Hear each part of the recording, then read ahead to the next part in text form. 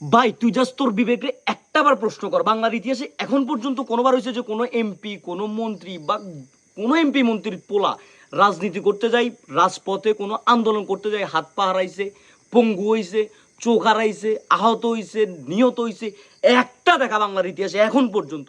তো তাইলে তুই ভাই কার জন্য কি করতে চাস? ভাই তোর কি মনে হয় তুই যেমন রাজনীতি করতেছ এমনি তুই কোনোদিন বাংলাদেশের প্রধানমন্ত্রী হইতে পারবি, এমপি মন্ত্রী হইতে পারবি? জাস্ট একবার চিন্তা কর যে আমি যার জন্য রাজনীতি করতেছি তার পোলা রাজপথে নাই, তার পোলা কোনো আন্দোলন করতেছে না, তাহলে আমি কোন ক্ষেতের মূলে যে আমি আন্দোলন করে আমি আহত হচ্ছি, আমার চোখ যাচ্ছে, আমার পা যাচ্ছে, আমার হাত যাচ্ছে?